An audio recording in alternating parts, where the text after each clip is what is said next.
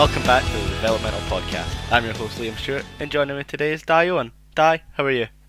Hello, I'm well. How are you? I'm okay. It's been an interesting week. It's good to see that we're pumping these out on time. On time, yeah. But not that we're late or anything on our second ever podcast. That We're would setting be the bar. unprofessional, wouldn't it? Well, we're just setting the bar nice and low so that we can There we go. achieve that every week without fail. Where is Innes McVeigh in this? I've just realised he's not here. Ennis is currently in an orphanage in Mexico. He's doing a charity work over there. Him, El Generico, and Prince Puma are all working together. I'll buy it for now. How's your week been? Yeah, we've had the same week for the most part.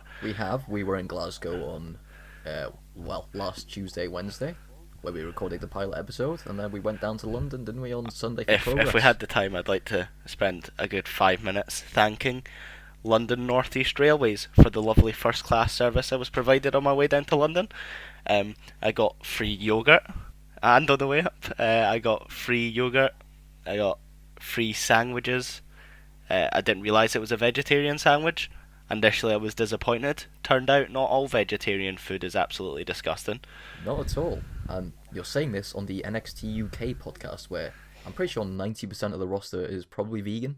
On World Vegan Day. There's a spoiler about how late this podcast was recorded. World Vegan Day 2017. Yeah, we're super far ahead. Insider scoop. So, before we ramble on for too long, let's get rolling with NXT Week 2 review. Well, NXT UK Week 2 review. Gosh, get it right. So, overall, my thoughts on the show as it was continued on from the first one. It was the same sort of creed in that it was a good show with one or two standout moments. I think this was actually a better overall show. Really? Yeah. See, I'd say the show struggled a bit more, like, keeping my attention. Obviously, it didn't have the appeal of being the first episode, which is obviously going to be more interesting. But I think the show made more use out of video packages.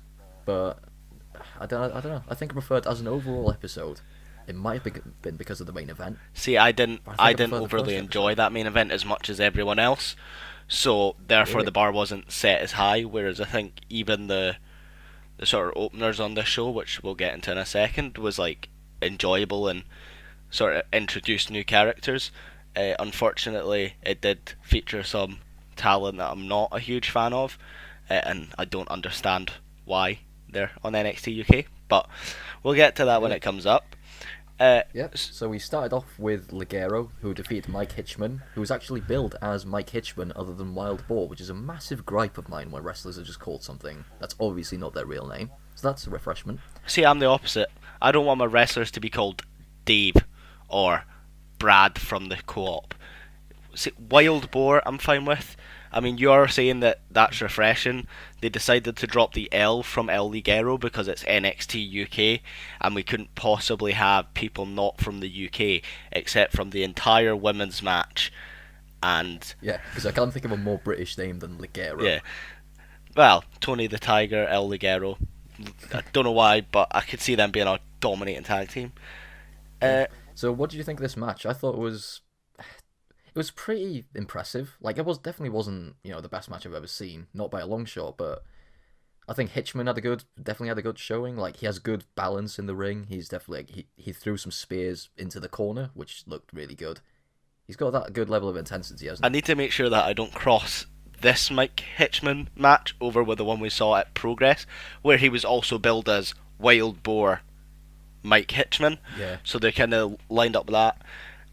I agree with the Uprocks article about this, where this kind of set the tone for NXT UK, which is just good wrestling based and not overly character focused.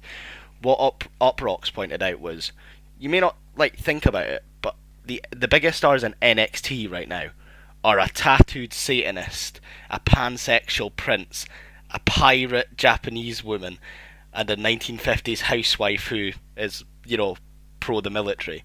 Whereas this match was a dude in a Union Jack and a dude with black contacts in. But that is, I'm still painting that image in my mind, and I've got as far as pansexual guy in a... What? Pansexual prince, Velveteen Dream. There we go. That's one way of saying Yeah, it's interesting the way they're presenting this. I like this match. I'm intrigued on when Mike Kitchman starts picking up wins, what will be his finish, because there ain't no way in hell he's doing a package pile driver on NXT UK. Oh, it's the sad truth, isn't it? But it was a decent, good, it was a good first impression. Ligero picked up the win with a C4L, which is obviously the springboard DDT. It wasn't actually called C4L by Nigel McGuinness. He called it the Tornado DDT. Yeah, I mean, but it was a good match. It's accurate. I have the same gripe with El Ligero as I do with Martin Kirby, and that is they're lovely guys and they work their backside off, but just the standard of UK wrestling is superseded them, and they're just kind of there for names. Like, I didn't know much about Ligero before the former What Culture, now Defiant, and even in that, I thought he was like one of the weaker rosters.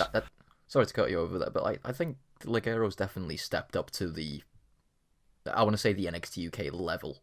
Like, I don't think he's in that old Brit Res, like, mid-2000s lull of just being, all-right wrestlers and... See, I think he's settled at that world of sport level. Obviously, excluding, like, Ospreay, that it still makes no sense why he was in there in the first place other than he wanted to. But, like, the likes of Rampage and El Ligero are a different level to me than to the likes of your Jordan Devlins and Pete Dunne. Yeah, fair enough. I can definitely see that. I might disagree somewhat, but yeah, I can see where you're coming from. So from there, we go into Dakota Kai versus Killer Kelly in a video vignette, which covered their in-ring style. So Dakota Kai being a striker, Killer Kelly being more of an MMA-influenced grappler. And that fed straight into the match. I like that Dakota Kai's justification for being a striker is she does the haluva kick. Like, obviously we see in matches that she does a lot of kicks. She's got a team, Liam. Team kick.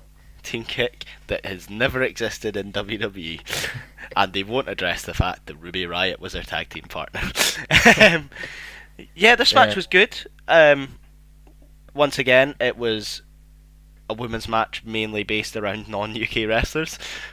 Because I think other than like Nina Samuels and Millie McKenzie, all of NXT UK's women are imports, inverted commas. True, yeah. But you've got to work with what you've got, and it's always nice to see Dakota Kai being used in this capacity.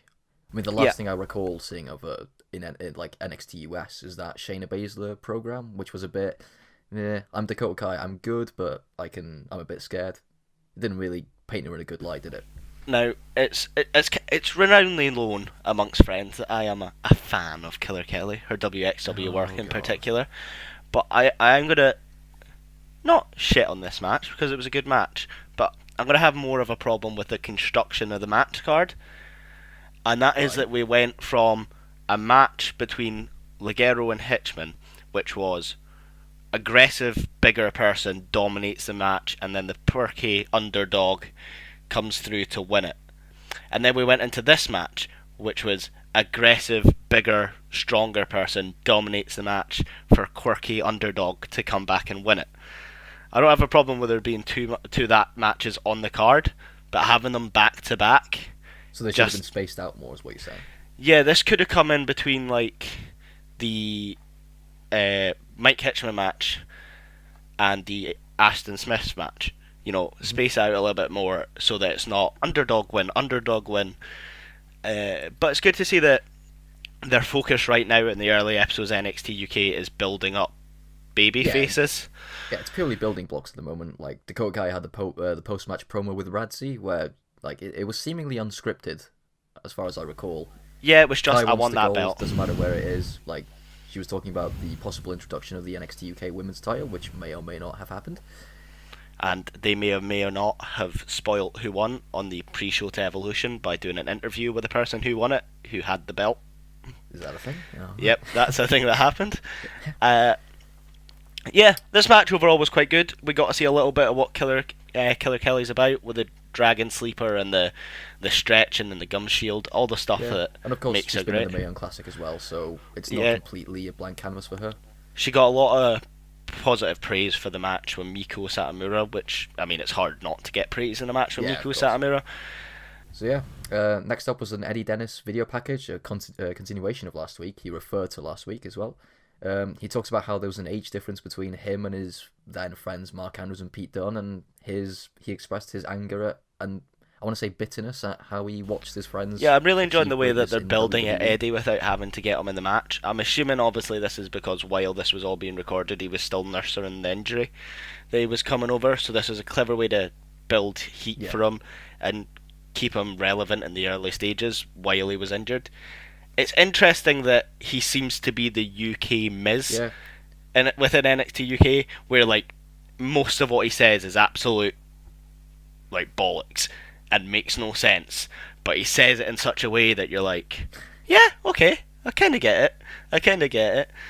See, it's very similar to how they've been building him in Progress, isn't it? That kind of empathetic but not empathetic. Yeah. Also, he's got the advantage character. of, I think, what Eddie Dennis is, I think, is like 6'6", so he's going to be the tallest guy in NXT UK. So he's got that ability to be the monster heel. Which, you know, being the tallest guy in Brit Res is like being the most handsome guy in the Burns unit. You know, it doesn't really say much, does it? But yeah, it was a good promo, straight to the point, or video package promo. Yeah. So next on in this quite promo heavy show, I want to say the real main event of the show, which was the Zack Gibson promo. Obviously, he came out to a monstrous negative reaction. Like he clearly controlled the crowd from the beginning. Consistent boos throughout. I really enjoyed it. The crowd helped a lot. Obviously, what it would go on to set up was quite an interesting match. But my main concern with Zack is that the crowd reacted perfectly here. They started doing the shoes off if you hate Gibson. They started doing the "You're a wanker" chants. Yeah, and on that, obviously, they dubbed over the boos with the non-PG stuff. But my concern is mainly for the Plymouth takings just now, where the crowd was a lot different. The Cambridge and the... What was this set of tapings? Cambridge and Birmingham. So, like, Cambridge would have been just the Progress Ballroom crowd, pretty much, just turn up to 11. And then Birmingham, kind of a mix of both. But obviously, Plymouth is quite Plymouth, to me, still feels like an area that people would go and do the holiday camps. That's what... There's not much of a Plymouth wrestling Allegero territory. Yeah, so I don't know how kids will react to him. Obviously, he'll be good at getting heat from the kids, but it'll be different on the VOD. Yeah. Obviously, that's the only taping so far I haven't been at. Like, none of us have actually been to that one, so yeah, it'll be interesting to see how it turns out. Quite funnily, the article I'm looking at to keep an eye on what the order of stuff is uses a little screenshot of Gibson with the mic in it getting booed while the crowd's holding up their shoes, and I see a little blonde Welshman in it inside the ropes t-shirt to the right of him. So keep an eye for that on the VOD. So yeah, Gibson brags about beating Webster and Banks throughout the UK tournament at the Albert Hall. It was a long promo, like especially with WWE. Then they don't normally let people talk for that long without being interrupted. But then Noam Dar did eventually come out, interrupted. Kind of went in for a fight, and then Johnny Saint came out and said, "You two in my office right now." Thought that was insanely British. If there's anyone that's complained about NXT UK not feeling like its own brand, just that line summarizes the whole thing. Yeah, whereas William Regal's kind of been Americanized as the NXT general manager. Yeah.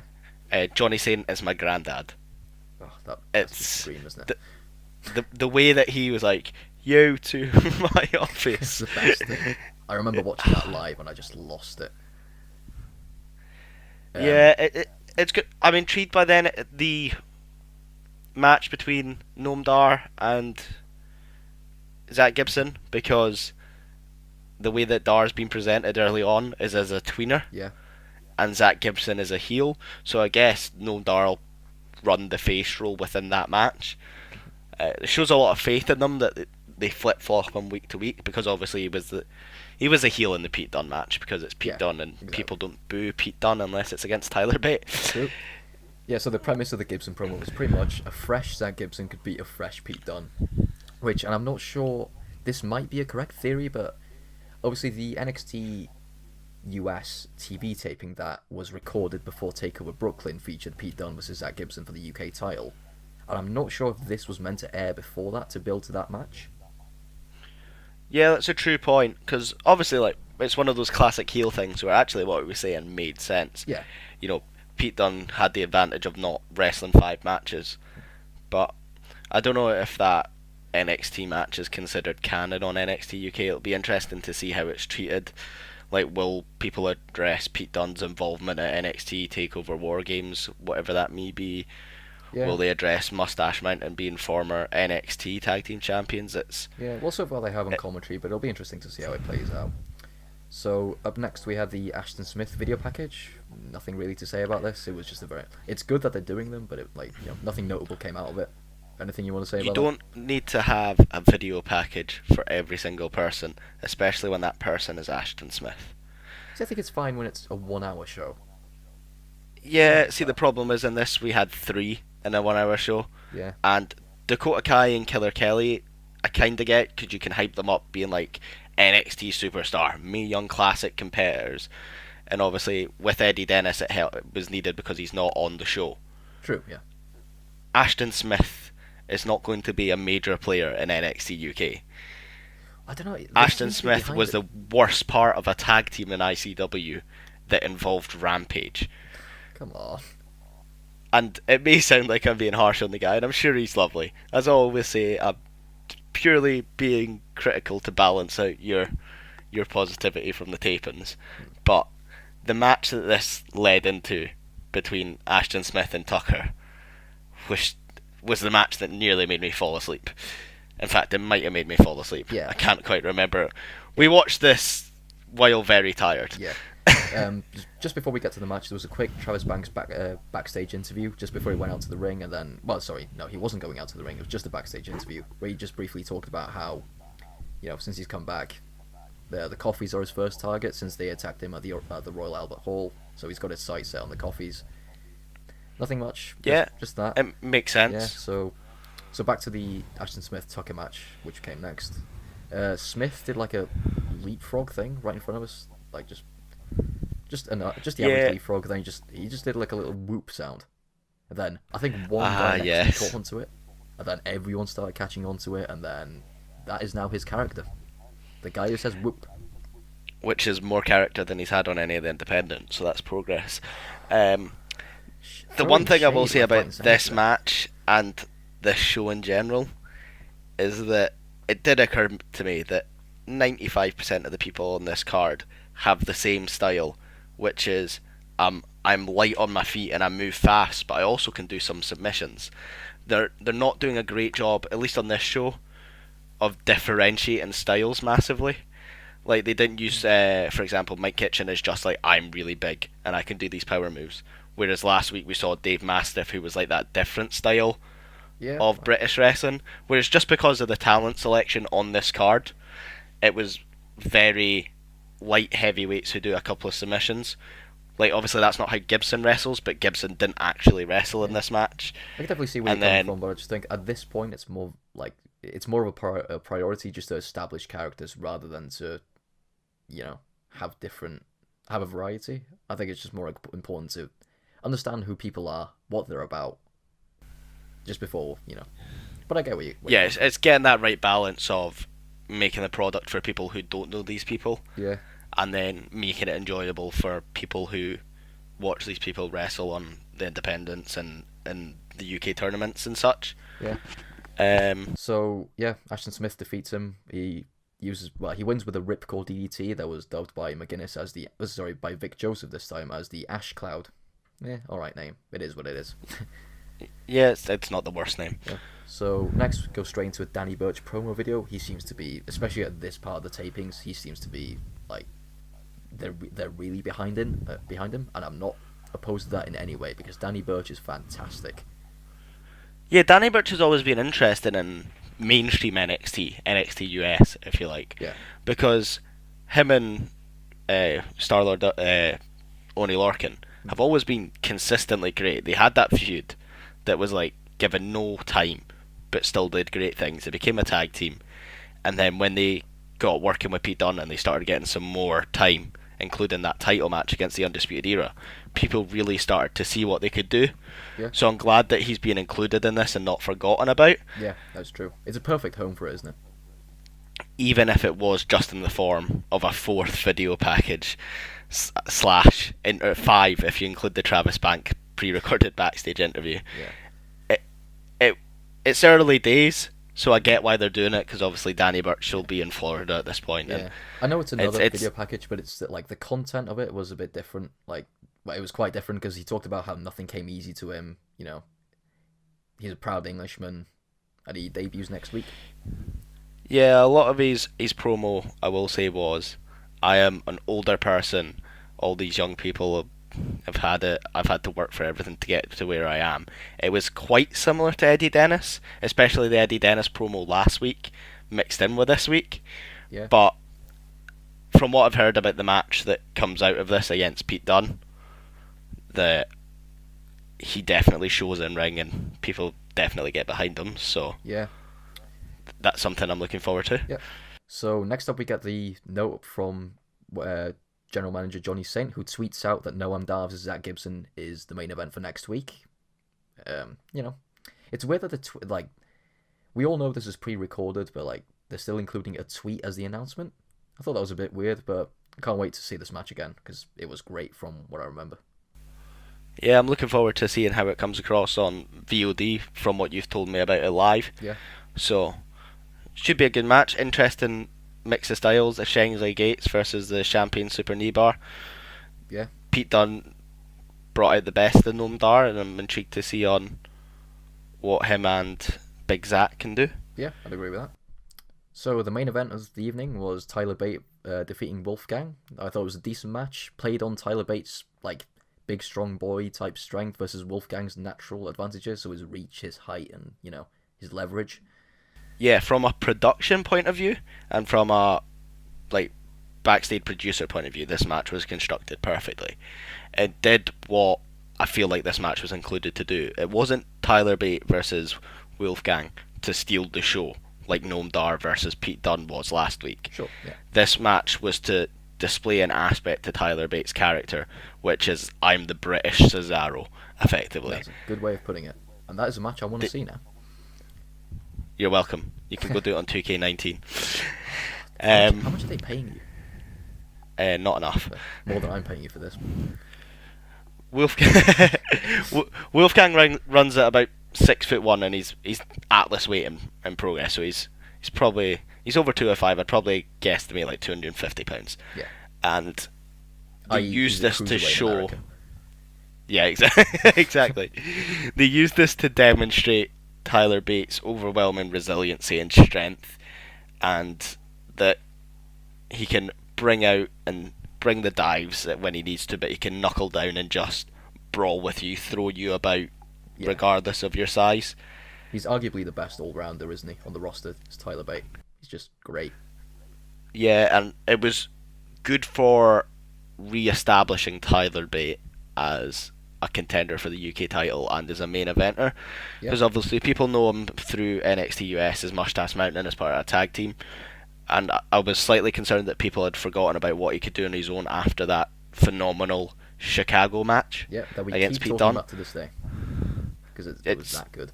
It's the best mainstream British wrestling match available in America. That's an oddly specific way to say it, but I had to cover my back so someone didn't come at me and go, actually, Zack Sabre Jr. versus Minoru Suzuki from Pro Wrestling Noah. See, Ennis is here. In spirit.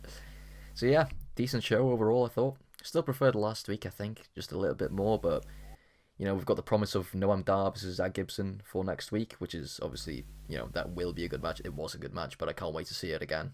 So yeah, at the start I said I enjoyed this show more, and now I feel like I've just shat all over it for 24 minutes.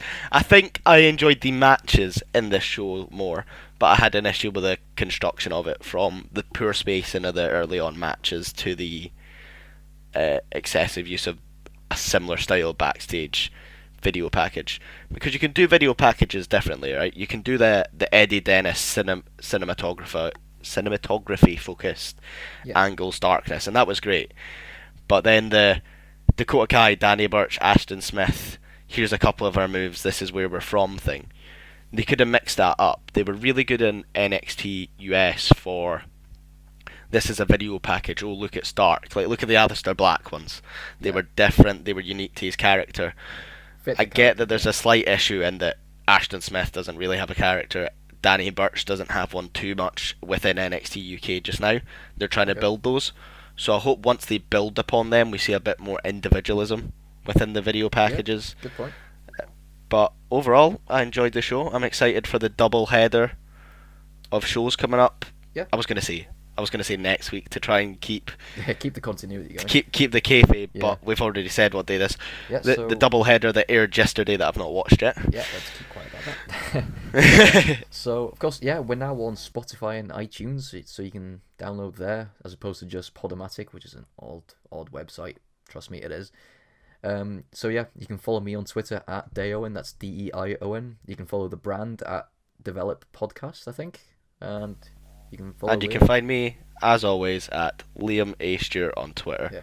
So and you can follow Innes at Innes_McVeigh. That's INNES_MCVEY. Well, thank you as always for joining me today, Dai. Yeah. It's been a pleasure. Before we go, so last week we were played out by Nina Samuels' theme song, who was a standout performer last week. Who do you think stood out this week? Who is deserving to have their theme song play us out? I promise you there's no bias when I say this, but today we're going to be played out by none other than the Portuguese brother, Killer Kelly. Of course.